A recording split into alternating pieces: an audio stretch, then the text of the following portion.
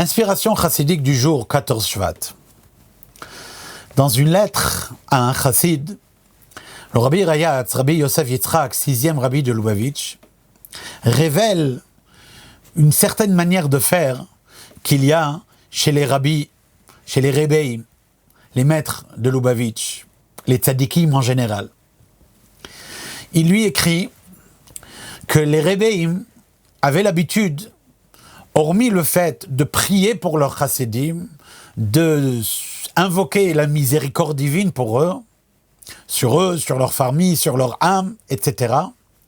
Eh bien, hormis cela, les rebbeim, ils avaient également l'habitude de penser d'une manière individuelle à chacun de leurs chassidim, de réfléchir à la manière dont celui-ci est attaché à eux, avec hitkashrut, avec affection, et cette pensée-là éveillée chez le Rebbe qui l'a développée, à son tour également un attachement et une affection.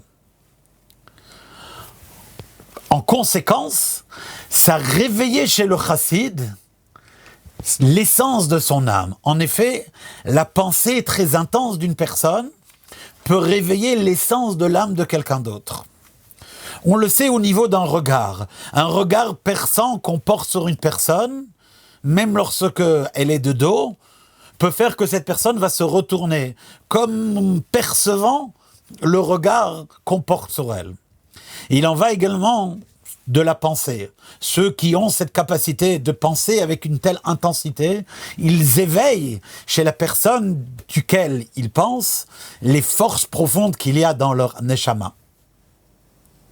Notre rabbi rajoute là-dessus, dans un discours public, que la raison pour laquelle le rabbi Yosef Yitzhak révèle cette manière de faire à un chassid, c'est qu'un chassid doit savoir que parfois il peut sentir un élan de hitkashrut, un élan de volonté de s'attacher au rabbi avec affection, mais il doit parfois savoir qu'il est possible que cet élan ne provient pas de lui, mais d'une inspiration qui lui est venue par une pensée qui lui a été dédiée.